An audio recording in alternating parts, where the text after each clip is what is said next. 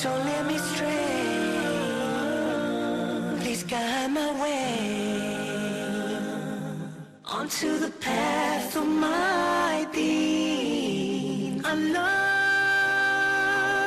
subhanahu wa ta'ala, Allah, I'm calling your name. Oh Allah. Assalamu alaikum, dear viewers from all around the world. Welcome to a new edition of your favorite program, Let's Talk, on your favorite channel, Huda TV. Of course, Huda TV is the premier and the pioneer English language Islamic channel in the entire universe. But that's just my humble opinion. But perhaps I'm biased because I work here. In any event, please make dua for us here at Huda TV to continue to be so and to continue to broadcast, inshallah ta'ala. You guys, thank you for tuning in. Of course, I would like to remind you, as always, to support us on our social media, facebook.com/Huda TV. Also, my personal Facebook page as well, facebook.com/Malik Evangelados, as well as youtube.com/Huda TV. And it's incredibly important, you guys, that you do so. Share and like the video, share and like the Facebook page with your family and friends, and even your non-Muslim friends and colleagues. You guys, Let's Talk is a youth show. This is Let's Talk. This is not correct recitation. I'm not Dr. Muhammad. This is Brother Malik, although the set looks like correct. You guys, Let's Talk, like I said, is a youth program. And so, inshallah ta'ala, in this episode, I brought some of my friends with me to speak about the potential that the youth have to accomplish great things. And indeed, we have seen them create great things here in the Middle East. Of course, although many of the revolutions have been reversed, the initial revolution was achieved by largely youth on Facebook. So subhanAllah, the potential is amazing. So let's get into the program, brother. We'll start on my right. If you can just introduce yourself and a little bit about yourself. Bismillahirrahmanirrahim. My name is Abdullah Amir. I'm 23 years old. I'm a senior student at Al-Azhar University, Faculty of Language and Translation. And I'm from here, Egypt. So by senior student, you mean this is your last year? Yeah, this is my last year. Oh, okay, great. Hopefully, inshallah. Inshallah, great. Go ahead, brother. Bismillahirrahmanirrahim. My name is Abdurrahman Abdi. Originally from Somalia, born in Canada, Toronto.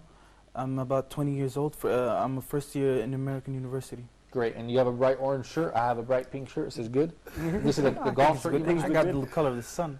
But a golf shirt? You golf? Golf shirt. But brother, you were born and raised in Canada, essentially, right? Yeah. In Toronto, Canada, although your parents come from Somalia. Yeah. But mashallah, you speak Arabic fluently. What about the Somali language?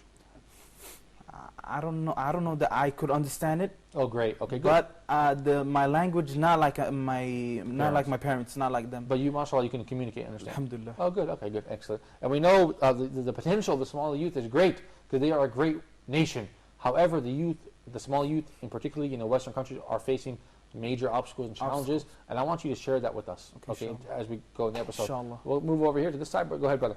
Bismillah walhamdulillah. My name is Basil. I'm from Canada, studying Arabic in Cairo, Egypt.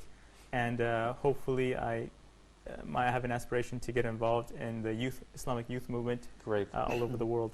And we do see, I know, brother, you mentioned on previous episodes you have a Indo-Pak background from your parents. Yes. And we do see in the UK a lot of the Pakistani youth, or the English youth with the Pakistani background, they have problems, in their society, identity issues, gang issues. So inshallah we can speak about that, their solutions, and the potential of the youth, inshallah. Okay. Go ahead, brother. Assalamu alaikum. My name is Layth Al-Qadari. I'm 20 years old. I'm currently studying in Egypt. Born and raised, and partially raised in Anaheim, California. Completed the rest of my life in Jordan, and I'm currently in the Faculty of Dentistry in Egypt here. So you went from Anaheim to Amman. Yeah, exactly. Good, very good. So inshallah, and I want you also to speak about the potential that the youth have. You're 20 years old and you're studying dentistry. This is really great, and we want to talk about how you guys got to this point to achieve these goals. It's important, inshallah. Let's start with Abdul Rahman, if you don't mind, you guys. If I can skip over him, being with a Somali background, living in Canada as a young boy. What problems did you see with the Somali youth, and how can we convince them that, look, you guys have great potential to do good things if you just steer away from the bad things that have become very influential? Bismillah, salatu salam ala Rasulullah. The thing is, Brother Malik, what I'm going to talk about is not, it might be a solution in my opinion, but it's just an opinion. So I'll talk about Somalis. Somalis, there's a big majority back in where I come from, Toronto. They live in you could say most of the parts of the city. Okay. So let's say youth, my age, you see them sometimes in high school, colleges, universities, and sometimes in streets. Okay. The thing is, I think we should focus on the guys on streets. Streets, let's say, I know a lot of Somalis, they were in high school.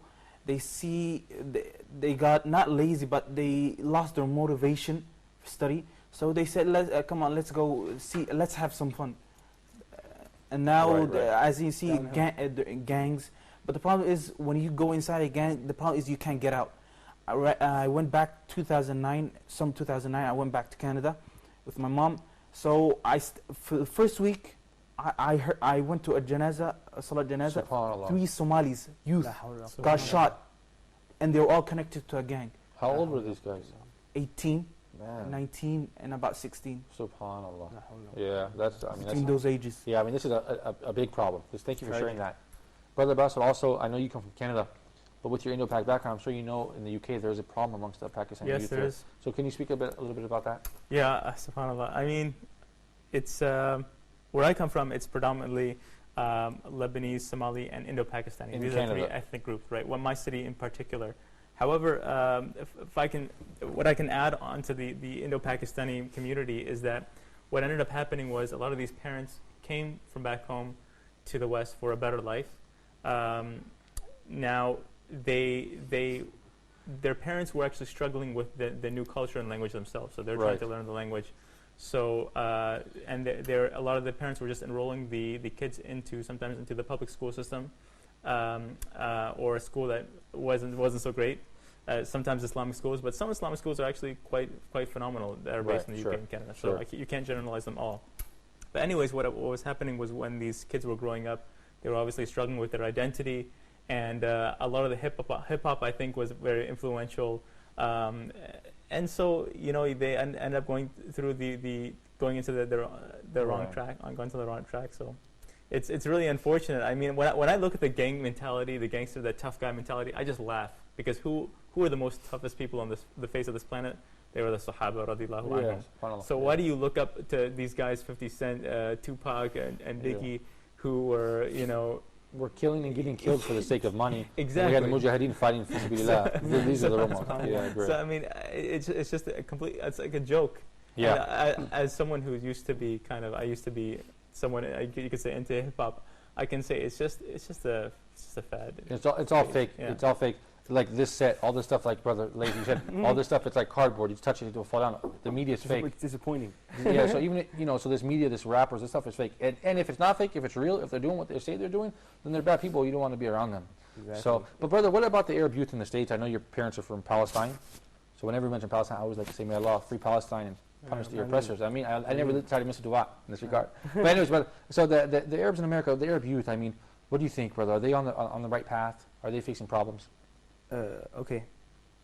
The good thing about life in America is it's conducive to whatever kind of life you want to live. Great point. Yeah, whatever kind. Yeah, and I've seen people practice Islam better than Muslims here, Great. and I've seen the exact. So America, whatever path you want, it's a perfect environment for whatever you want to do. You choose your destiny in terms of that in America.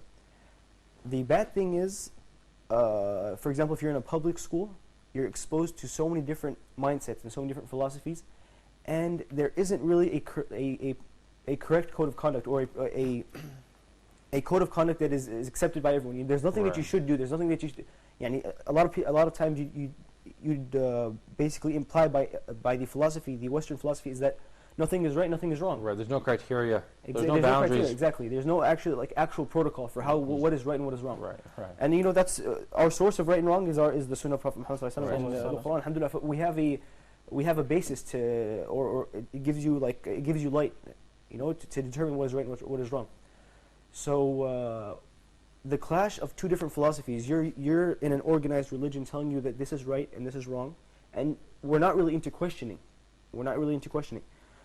And once you question a lot of rights and wrongs in the religion, Or think deeply about it. yeah, exactly. Yeah. You might be led astray because you don't know enough. You know what I Exactly. mean? You don't know enough to be able to judge. These are eternal laws. Yes. Yani these laws were brought by the Prophet Muhammad sallallahu alaihi wasallam from God 1,400 years ago, and they're still being applied today. Right. So they're eternal laws, and they're not something you'd understand overnight. So the Western way of any law given to you, you would analyze the law and break it down and try to and If it works for you, you'll take it. If it doesn't work for you, you don't want it. And Right. that's not how it is in Islam, because that's it. We have a way of life. We should follow it. So there's a clash of these two different philosophies. Right. And the fact that all your teachers are of these people, and all the Yes. people all your role models are of these people, so you start to think that this is reality. This is how things are. You know what I mean? Right. There really, you come to the point where you say, oh, there really isn't right and wrong. Right. And maybe I'm not on the right path and whatnot, because that's the majority. You know what I mean? I think there's a hadith from Prophet ﷺ that says, if you man ashra qawman 40 yawman fa asbah minhum. That's a hadith, right? I'm not sure. Okay, but I think it's a hadith. It's saying that whoever was with whoever is basically amongst a people for more than for 40 days, he is of those people. Subhanallah. Subhanallah. And even in terms of psychology, modern psychology, it's a fact in modern psychology that if you're with people for around 40 days, it's the same thing. You know what I mean? It's the same effect. So yeah, there's definitely a clash of philosophy, definitely. And also, if we don't think deeply, or if we don't learn the deen well, then of course we can be easily convinced by someone who's like well versed in philosophy or atheism or something else. So we have to equip ourselves. Also, just briefly before I go back to my right here, someone had once told me in America, listen, Islam is backwards. You want to take us back to the 7th century, and democracy, blah, blah, is the way forward. I said, okay, let's look at it like this. I was in California. I said, okay, in 1,000 years, Islam will still be here, and our laws will still have the same like principles, okay, and beliefs. But you guys will have, in just 1 year in California, you will have changed the same laws. Say, for example, regarding homosexual marriage, you have changed it like 2 or 3 times. So, because you're not sure. And so whatever your law is, whatever the people of California or America say is law. But we have a divine source here, so come on, who's better? So I think this is important to keep in mind. Brother, what about Egypt, the youth of Egypt? Well, they have a great potential, and we've seen the Egyptian youth do great things. We believe that perhaps they accomplished the revolution of the 25th of January, although it seems unfortunately to have been reversed. But we have many great Egyptian youth who have done a lot.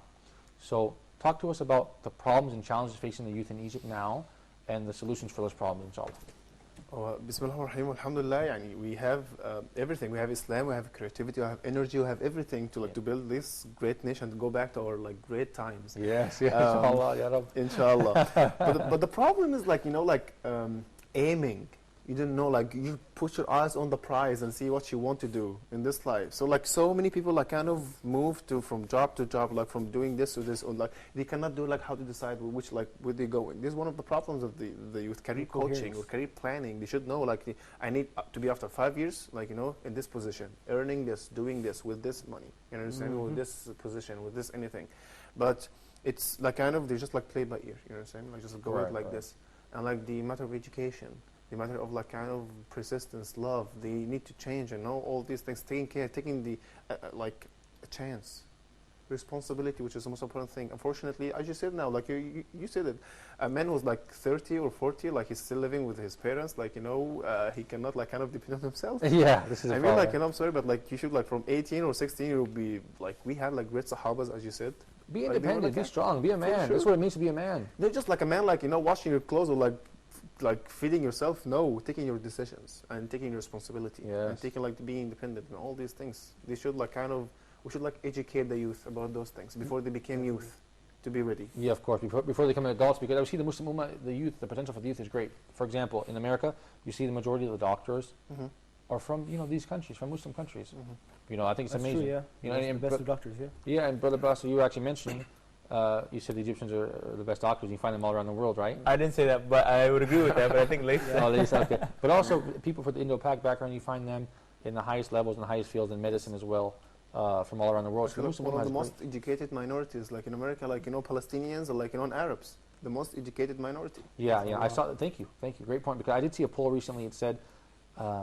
It did a poll about Muslim Americans, and it collected all the different ethnic groups, Somalia, Arabs, everything, and it showed them the economic status, and it showed them to be above middle class. So, I think this is something, but wallahi, also taking into consideration, many people that immigrated to America from the Middle East were already accomplished adults. Then the youth are born and raised there, and this is where the problems begin, because there's a lot of confusion. So, this is difficult. What are your thoughts about Abdul Rahman? Just before you continue, I got a quick question for Abdullah, because since we're talking about youth potential here. Me and Abdullah were talking about behind the scenes. You lived in Missouri, correct? Yeah, in I lived in America, you Missouri went for for a 10 scholarship months. for a year there, and then you told me that he joined the Muslim Students Association, and then you also got involved in student activities and activism here. I mean, when you went to America, and I've being in university, I've seen some Muslim students. They come there and they take advantage of the freedom. They do whatever they want to do. But did you? Well, why didn't you do whatever you want to do? Why did you decide to get involved Okay, in the as NSA? brother, like Les said, like in America, especially in the West, like you're saying, or in the West, especially in America, there is no observer, there is no raqib except Allah. So the point is, like you have the choice now, either Yes. to go this way or this way, and like nobody will tell you, like by the way, like to do right or to do wrong. By the way, like they will take you, will drag you, like into the wrong, like aspect thing. It depends on like, how you grow up, how like your parents grow you up. It depends on like how much like the deen you have and all these things. And like for sure, Allah, this tawfiq, like like kind of Allah gives you something, some The of the success. tawfiq. Yeah, for sure. Let's continue after the break. I want to ask you more questions, but thank you for bringing this topic up. You guys stay tuned. We're going to be right back after a short break. Perfect, my Allah, yes, and I praise. Subhanallah wa bihamdihi, subhanallah walhamdulillah. How perfect you are, Allah, subhanahu wa ta'ala. لبيك اللهم لبيك لبيك اللهم لبيك لبيك لا شريك لك. Yathrib. This was its name before the Prophet, peace be upon him, arrived in it. This place is called Masjid al-Fath. لبيك اللهم لبيك. Here the Prophet ﷺ came and he entered. But soon afterwards, it became known as Al-Madinah. On our right side, we have the Prophet's mosque. Immediately, we can see the green dome. In here now on, it's a place definitely the Messenger and his companions has walked on. Here, Islam was made at the eyes of Allah subhanahu wa ta'ala. لبيك اللهم لبيك لبيك لا شريك لك لبيك لا شريك لك إن الحمد والنعمة سبحانه وتعالى. Assalamu alaikum. Welcome back to Let's Talk. You guys, thank you for staying tuned. We're talking about the potentials of youth, the Muslim youth all around the world, from the Somali youth of Canada to the Pakistani youth of the UK. We want to highlight that the youth are the future of this ummah, and that we have to continue to invest in them and to continue to speak about them, inshallah, because of course, especially the youth in the Western world, they are facing tremendous difficulties in a wide variety of issues. And one of those issues will be talked about in this next report. So check it out and stay tuned to Let's Talk. سبحانه وتعالى. Allah, I'm calling your name. If somebody's child reaches the age where they can be married, but they are negligent and don't recognize their responsibility to marry their children, if the children out of the negligence of the parents then end up committing wrong, then the burden will be upon the parents. That why? Many cases, children asking parents. In the olden days, parents, children used to be embarrassed to ask their parents, "Dad, I'm ready. Can you arrange for someone?" And parents themselves would arrange, mashallah, at a suitable time. But many a times, children are asking, but parents, they're too busy in their own way. They're too busy in other things.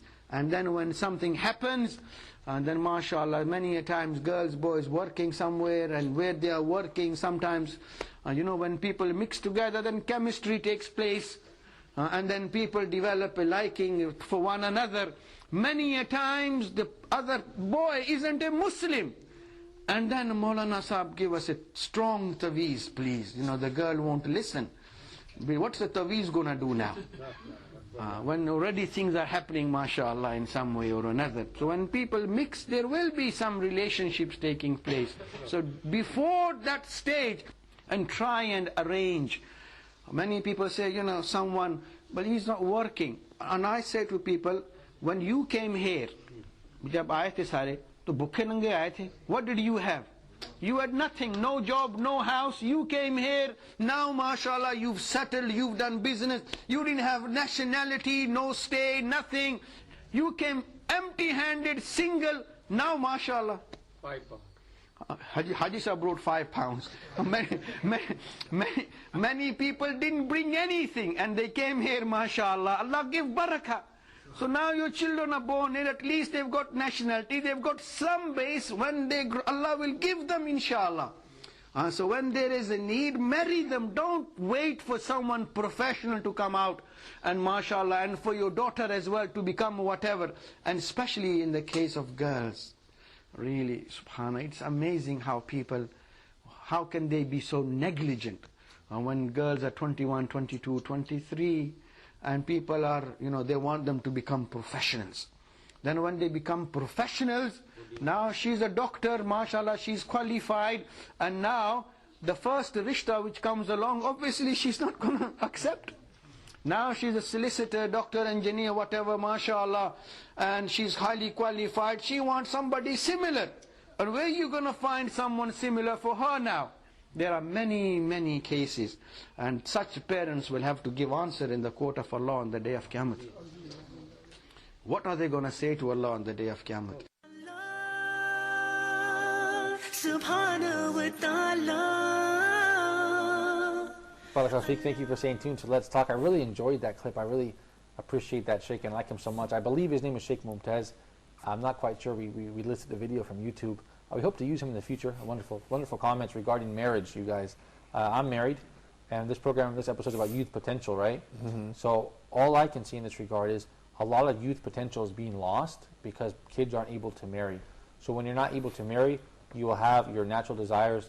You will have to act upon them in some way or the other, right? Mm-hmm. So eventually, if you stay unmarried for a long time, as I've seen people in their 40s, and it's a cut of Allah, but some people become so picky, or they're so difficult, or their parents are so picky and difficult, then a lot of energy is wasted. Whereas if you would have got married, then okay, you can have a natural outlet for your sexual desire and for the opposite sex, and then you can go about your business. Go focus on your career, raise a family. So I think marriage is, as the Sheikh said there, is a big problem. That's not being able to marry is a big problem that's stopping youth from realizing their potential. What do you guys think? Like, there is a hadith of the Prophet, peace be upon him, like said, like, like complete have your deen. You understand me? Marriage is have your deen. How? Like, by the way, I know many, like, friends, they got married, like, and they kind of pursued like a really, really great life. They can't settle down.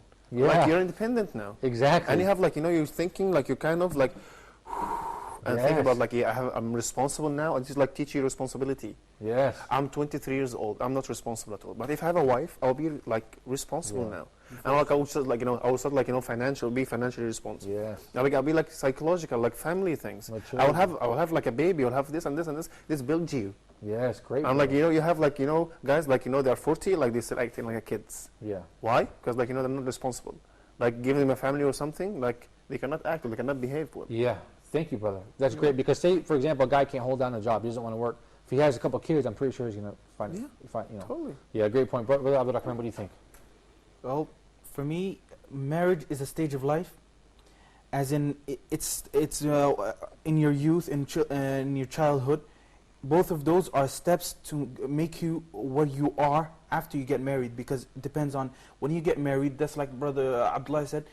You have to have first responsibility, but it depends on if you're going to take the responsibility is how you can take it. Right. As in, let's say you have a baby. You have a baby already. How are you going to raise it? Are you going to leave it to the mother only, or are you going to raise it with her? Right. Yeah. Are you going to be responsible? As in, right now, let's say let's say, for example, I'm going to get married next year. So I don't know. I have no idea of financial nothing.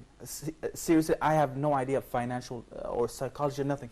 But in the end, you have to understand it for your own benefit, for your own family. Wallahi, I think it's character building. It makes a man out of Exactly. you. From a man. Brother, go ahead. If you don't like to comment on this subject, that's no problem. But No, I'd like to. I mean, why can't people get married? It's certainly a big issue, and I agree with you that it certainly related to your potential. Again, but what I've seen is that the demands put on both the husband and the wife. Now it's like absolutely ridiculous. Right. They want car, apartment, 2 PhDs, a law degree. In the Indo-Pak culture, it's like this? Oh yeah, absolutely. Okay. I can't shy away from that. I mean, unless the family is more into the deen and they understand, okay, you know what, this person is going through school. Like I've had friends that are in school and they've got married without a job. They don't even have a job, but they've got married, and they still actually are successful. Right. Because the families are willing to put their trust in Allah Subhanahu wa Taala. Now, I also want to add that there is a solution for this. The problem is that people are having a hard time. I know here in Egypt and all over the world, in India, Pakistan, the West, are having a hard time meeting each other in a halal way. Yes. There has been some progress made in this. There's websites like Pure Matrimony. It's been approved by Shayukh, and people are able to put up a profile there with their mahr's permission. Mahr's permission, right? So there has been some progress. Mahram's permission. Mahram's. No. And we need more platforms, channels, and facilities like Great this. point. That's also a challenge. They want to get married, but they don't have the medium to meet the people. That's a great point.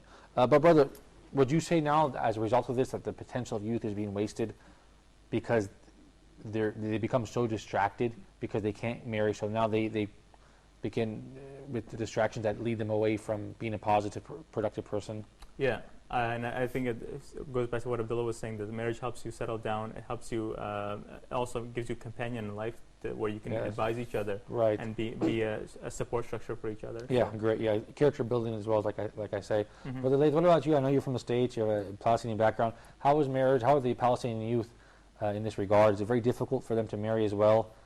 Well, the materialism has taken up, it has been infecting all cultures.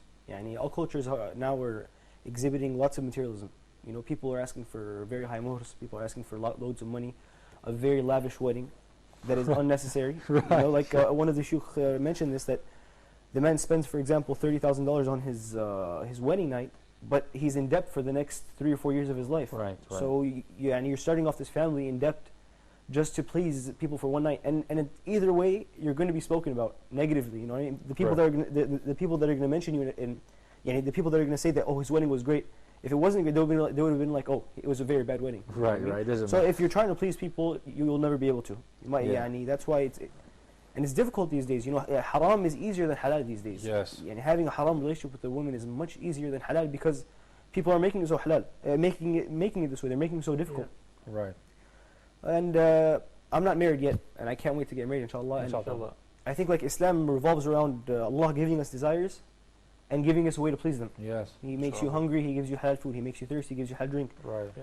So He gave you this desire for the opposite sex. And alhamdulillah, marriage is the pleasable or the pleasable and feasible way of doing it. You know what I mean? Alhamdulillah for marriage. Yes. And you achieve a level of intimacy with another human being that you would never be able to achieve with anyone else. Yeah. The intimacy between a man and his wife, maybe it could be negative or positive, but it's still intimate. You're very close to this person. Yes. It's a great blessing to be able to be that close to a human being. You know what I mean? To be very close. There's examples of the Prophet ﷺ and how close he was to Aisha radiallahu anha and all of his wives. Mashallah, it makes you want to get married. You know what I mean? Certainly. It's a beautiful thing to be able to fulfill your desires in a permissible way. It's really satisfying. It's beautiful. SubhanAllah, there's something like in Islam, we have we don't marriage doesn't come like this, you're married to this person, that's it. No, we have engagement period. We have you go on there's writing the book, and then we have this. We have stages, and this is teaching responsibility. What was speaking about? I will be married, so I'm engagement period now. I have responsibilities. Then I will be. So I'm putting something in my mind. I'm thinking about the future, long term now, not short term. You know what I mean? I have some I will comment on your really great speech. I had like I love the idea in the West, like when they get married, like I love her, she loves me, okay, we'll get married, but like the appliances, like the furniture and all these things, we go like to like a market, big market or something, and like we choose, like we don't pay, we choose like what we need, and then like their families, their relatives, their friends come and like buy them, for them. buy some from them. SubhanAllah. But here, like you have to get like like the a lot of bargain stuff. It's difficult. Yeah, subhanAllah. Yeah. If you're not part of the solution, you're part of the problem. Yeah, subhanAllah. This has hindered a lot of marriages in Saudi, Egypt, Indo-Pakistan, even in the West now. That like I still don't understand where this comes from. That you have that the husband, this is the females or the wife's family demanding this now. You have to have an apartment, a car, $100,000 dowry. Where does this come from? I don't understand. I know what you mean. It's difficult. It's just more and more challenges and obstacles in front of young people who are trying to do the right thing. And this is, you're speaking about the Middle East, but how about in America? Whereas if you're a young man or woman and you refrain from having any kind of illicit relationship, you're actually kind of looked at as a strange person. Like, why don't you have a boyfriend or girlfriend? When you become like a boy, 13, 14, maybe your parents will say to you, hey, do you like girls? Why don't you have a girlfriend? Exactly. So can you speak about that a little bit? Even as a kid, they would ask me in school, and it starts very early. Having a boyfriend, girl starts very early. So I was in there from elementary school in America. So from 3rd grade, people would come to you and say like, why don't you have a girlfriend? And I would just give them like any excuse and whatever. But they're like, don't you like girls? And I was like, yeah, of course I like. Everyone likes girls. That's how we were created. And they're like, then why don't you have a girlfriend? Right. And I had no answer for that. You know what I mean? I started to think like, why don't I have a girlfriend? You know what I mean? Yeah, certainly. But subhanAllah, like we learn that as we get older that yes, you love girls and you will be able to have a girl eventually, but the right way. And subhanAllah, it's ensuring for the woman. Okay, it's ensuring for the woman. For example, yeah, right. There's so much at stake when you're in a relationship. There's a lot of emotions. There's a lot of love. You might even put a lot of money into it in a normal relationship, okay? So if you're not married to this woman and not everyone in her family and your family knows about this, then you're putting all these things at stake. For example, something that happens in America is the woman cheating on the husband, or the husband cheating on or the boyfriend cheating on the girlfriend, and the girlfriend cheating on the boyfriend, and it's disastrous to his life. Yeah, of course. Because he put so much trust in her, but he has no agreement. That's the thing. So the marriage is that agreement. I'm going to give you all these beautiful things, but you're mine. You belong to me, and I belong to you, and we're loyal to each other. SubhanAllah, it's insurance for you. So why would you avoid that? You know what I mean? That's a great point, because how often do we see in the news the boyfriend kills the girlfriend, like the Peterson case, stuff like that happens. It's crazy. It's definitely a very, very bad situation. I've got an example of a youth that's got married. I have a friend, 2nd year in medical school, Somali. He's already married. He got married. He already has a daughter about 1 year. And subhanAllah, the guy, it's like Brother Bassem said, it's like 2 youth got married. Who helps them? Their families. My friend, he's outside studying medicine, and his wife is with his family. They're raising the daughter with the wife. Yeah. So alhamdulillah, you have people helping you. We're all Muslims, especially if we know, let's say they know each other a lot from a long time. So alhamdulillah, the family of the wife and the husband, they all work with each other so they can raise the daughter. Yeah, right, of course. Yeah, the parents work to facilitate it for the kids. Another challenge that I think is blocking the youth potential is perhaps the rising cost of college tuition, actually. When I was in the United States, when I went to community college, it was $11 a unit, and each class was like 3 units, so you pay $33 a class. You take like 5 classes a semester. After 2 years, if you got good grades, you transfer to a UC, right? So now my friend told me the cost of a 1 unit at the community college in California, I think is $88. So times that by 3, times 5 classes, the cost has gone up. So let's talk about that after the break, inshallah. Sure. You guys can share your experiences in that regard. You guys stay tuned. We'll be right back after the short break. How perfect my Allah is, and I praise Subhanallahi wa bihamdihi, Subhanallahi, how perfect you are, Allah, Subhanahu wa ta'ala. لبيك اللهم لبيك لبيك اللهم لبيك لبيك لا شريك Assalamu alaikum. Wa alaikum assalam wa rahmatullah. You're not giving it to him because he has black eyes or blue eyes. You're giving it to him because of his position. And that is why you're giving it to this particular department's head rather than giving it to the HR GM, for example. Nobody gives the HR GM anything because they don't want anything from him until they want a job. Therefore, this is the way you can judge whether it's a bribe or not. To get into a halal transaction, first of all, the bank or the financial institution should acquire and own this apartment before any commitment. لك والملك لك والملك لا شريك لك لبيك اللهم لبيك لبيك اللهم لبيك سبحانه وتعالى Allah. Assalamu alaikum. Welcome back to Let's Talk. We're talking about the potential of youth, and we don't want them to waste that potential. We know many obstacles and challenges face them as we've been down that road, and we made it by the grace of Allah over those speed bumps. So in this segment, I did want to talk about the rising cost of education. But before we get to that topic, I want to go back to Brother Laith, who had mentioned some points about marriage in the U.S. And the difficulties in that regard. So go ahead, brother. Yeah, but it's not only about the U.S., it's about the general, the Islamic weddings these days. The ones we're talking about, how they're asking for ridiculous figures and all these excessive worldly things that are unnecessary. SubhanAllah, it's as if they forgot the humbleness of a Muslim.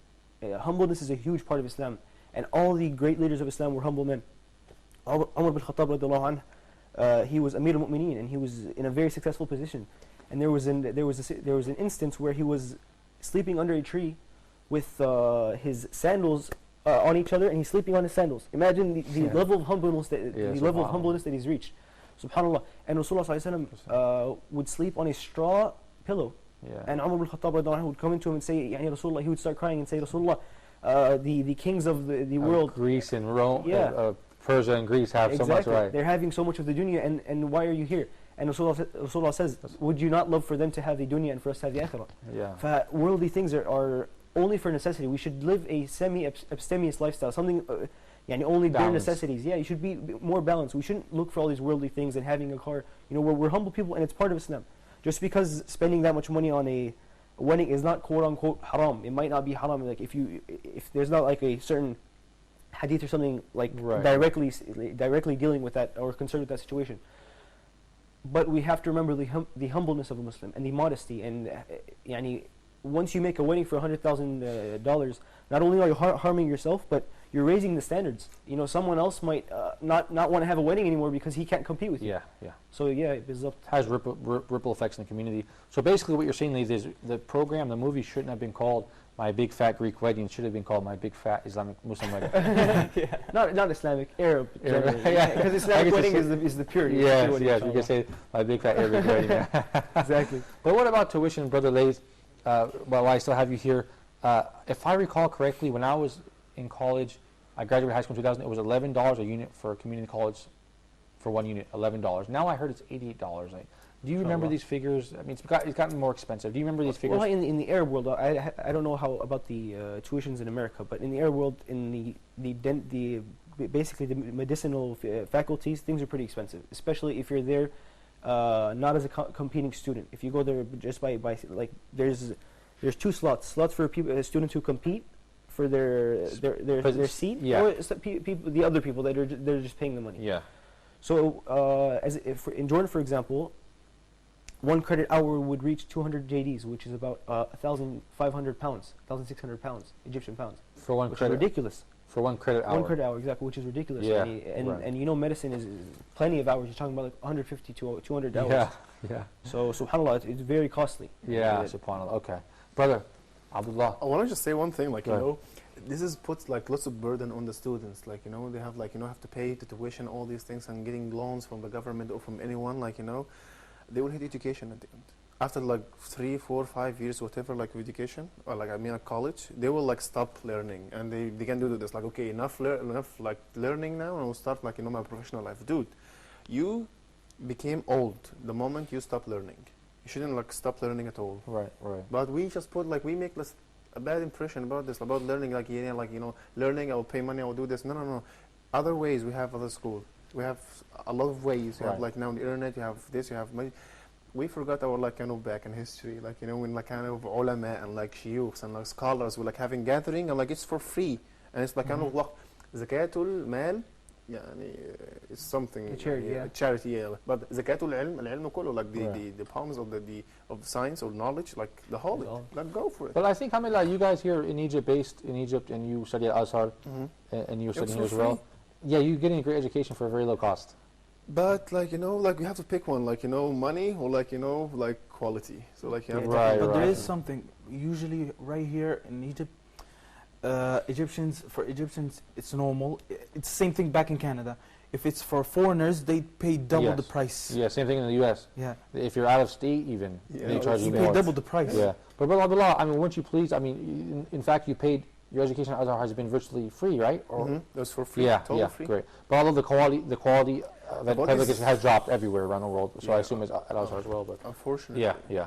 But brother, in Canada, where did you receive your education there, and where did you? Do you see this as a challenge for the youth, increasing cost of college tuition in Canada, or is it a different situation than in the United States? So I went to the University of New Brunswick in Canada, and every year, as far as I know, the tuition has been increasing. There's always been, sometimes you see the students protesting these tuition rates because it's absolutely ridiculous getting a loan and things like that. I want to add an important point to this discussion, though. Why are these tuition rates increasing in the first place? I read in a book by Chris Hedges called Empire of Deceit. It talks about the privatization of these both public and private institutions, educational institutions, these universities. So these corporations coming in to these universities, making agreements with the professors, taking, really wanting to use the students as their own kind of corporate pawns, as opposed to the free thinkers and people who want to make a change and contribution to society. So this is what the point that was made by this author. But I think we as Muslims, we need to be very careful of not falling into this trap. The Prophet ﷺ said, خيركم من تعلم القرآن وعلمه. The best of you is those who learn the Quran and teach it. Now, what does this hadith tell us? The value of education, especially Quran. As Abdullah was saying, we used to have a tradition where education was free. So I challenge people nowadays to try to understand the value of education, not just put a price on it. So of course, it seems then as a young person, if you have all this potential and all this energy and a good intention, but if you would like to educate yourself, it becomes very difficult, it's very expensive. You want to get married, it becomes very difficult and very expensive. What are some positive things that we can share with the young people in order to give them some motivation to stay on the path and to be steadfast and to achieve their goals and obstacles? I mean, you guys have done well for yourselves and you are young, so how did you guys do it? Out here, like my own personal like kind of experience, like as you know, like low education, low quality education, like that makes really like kind of bad situation at the end. But the point is, like never give up, and like search for other like stuff. Always have passion. Yeah, always have like passion for learning. You know, like learning is like the best thing. People will respect you not because of your money, because of your knowledge. Yeah, sure. They will respect you like till your money like gone, but like your knowledge, like they will respect you for this like real respect, not just like in front of you. Yeah, right. So, like never give up and always like look at the bright side. Always see yourself as a successful one, and like what will you be like after this kind of like 5 like years of stuff. I will be this person, so I will do my best to be that person. Right. If I'm not imagining myself, imagination, this is like a bliss. Yeah, so think with this. We have hair, we have under the hair, we have brain. Use it. But Allah, man, you traveled around the world seeking knowledge. May Allah reward you for that. And I think you've done well. You left Canada, I think, not speaking Arabic as a normal kid. Yeah. Now you live in Egypt and Syria, and you've accomplished a lot. So how did you do it? Was it hard? And what is your message for the perhaps kids who would want to do the same thing? Bismillah. Wallahi, as everyone knows, as a child, when you receive the information, you receive it quickly, you memorize it easily. So for me, when I was learning Arabic back in Syria, I was about 9 years old, 10 years old. It took me 1 year, alhamdulillah. I got to know the local language, the local accent, and the language Arabic in general. Okay. So the thing is, my message to youth is not losing hope. Some people say I have a lot of friends that come back from the UK, from Canada and America. They come here. They say sometimes Arabic is kind of hard. It's going to take me some time. The thing is, you shouldn't lose hope. You shouldn't put yourself in some kind of state of depression. Right. Don't give up so easy. No, give up so easy. But that year that you spent studying Arabic, how much of an effort did it take from you? How many hours you study a day? Usually, I had a tough teacher. It depends on the teacher too. It's not. I had a tough teacher. Alhamdulillah, she was a Sudanese teacher. So I thank Allah for what she gave she gave to me, the knowledge. She was tough, as in, if I made a mistake, as a teacher back in the days, if I made a little mistake, I got beaten up by with a ruler. A ruler, and that's something I loved her for that. For me, I loved her for that. For other people, it might seem weird. For me, I loved her for that. She told me, she taught me of what, if I did something wrong, it's not about getting hit. It's about knowing that you did something wrong and you have to make it right. Yeah, exactly. Right. Okay. Great. Thank you, brother. Well, alhamdulillah, after I went from Syria, I came to Egypt. I continued my education, and it's not about it's about not losing your hope. Mm-hmm. Okay. Don't lead yourself to depression. Yeah. That's my message. That's my message. And how old are you, brother? 20. MashaAllah. So you've accomplished a lot in that. That's great. That's great. Thank you, brother, for sharing that. Go ahead, brother. Also, we have people around you, friends. If you have for instance, okay, we have a bad education, we have bad conditions, but we still have so many free things. We can free courses, online courses, and all these things. So we can kind of get together and make it a gang, a good gang this time, and sit together. Not a gang, once a group. Week.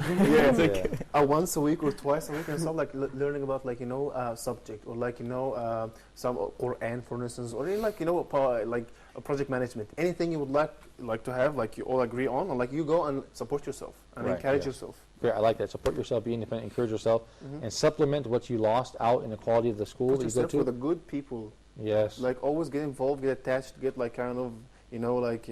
the time hang out with them. Good people. They will influence you. Either you influence them or they influence you. And hopefully they will influence you good. Inshallah. Thank you. Keep your eye on the goal. Right. Keep your eye on the goal. Stay steadfast. Brother, perhaps you can share your challenges in learning Arabic. You came here to learn Arabic, and it's been, I'm sure, difficult for you as a student of the Arabic language, but you have been persistent and you continue to study. So tell us about that. The Arabic language requires a lot of patience, and I'm still going to be learning Arabic, even part-time. It can be done, and like I said before, if someone makes their goal to focus on the Quranic vocabulary, there's a lot of stuff out there on the internet. 80% of the words from the Quran, for example, there's a worksheet that people have compiled. So keep that your focus, make dua to Allah subhanahu wa ta'ala, stay determined, study smart. You don't always have to study hard. So, great point. I also wanted to add something to this discussion about the potential of the youth. I will firstly empathize with the youth, that they are undermined, they're underestimated. People talk down to them, they don't tend to talk with them. I talk at them, not talking with them. Right. So they're not really given the benefit of the doubt as people don't assume that they don't have potential in the first place. So they're kind of brought up like that. Yeah. Once you turn 18 or once you turn 22, then you can have your own opinion. Right. What I will say is this is certainly not true. We look at the seerah of the Prophet sallallahu alaihi wasallam, the Sahaba that he assigned to lead armies sometimes. Look at their age, sometimes at the age of 18 or even younger, as far as I know. Now, I want to give a contemporary example as well of a powerful youth movement, Islamic youth movement that has started all over the world, which is the Muslim Students Association. The MSA, I know when a lot of people get into the MSA, I know some of you have been in the MSA, I know people, kind of joke around or poke fun at the organization, but really it is a very powerful organization. It's come a long way, it's done a lot, it's brought a lot of people back to the deen, and I am certainly one of them that was influenced by the MSA. So the Muslim Students Association, I love them all over the world, and I'll just leave it at that. Barakallahu feek. Thank you, Brother Laith. We only have a couple more minutes before we end the episode. Perhaps you can kind of give your final message to the youth who perhaps are discouraged or frustrated, who perhaps believe that they or feel that they cannot reach their goal. Well, number one, definitely try to get away for a while and see things from outside the box, because all these influences from stereotypes and from what people expect from you really might hinder your goals, and people end up in faculties that they don't like, you know what I mean? Because of things like that. That's number one. Number two, you can do whatever you want. You can do whatever you put your mind to. So, don't think that you're ever incapable or underestimate yourself, because the sky is the limit, and the sky is no longer the limit even. Thank you guys. Thank you for your time. Thank all of you for your time. I certainly appreciate it. I enjoyed this episode of Let's Talk. I look forward to having you next time, inshallah. And you guys at home, I certainly hope you appreciate and benefited from this topic. If you would like to suggest a topic on a future episode of Let's Talk, just contact us via Facebook or our email, talk@huda.tv. Until next time, we leave you in the care of Allah. Assalamu alaikum wa rahmatullahi wa barakatuh. Perfect my Allah is and I praise Him. Subhanallah wa bihamdihi. Subhanallah how perfect you are, Allah. Subhanahu wa ta'ala, Allah.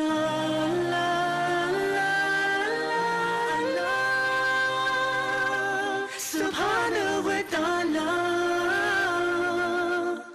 Allah, Allah.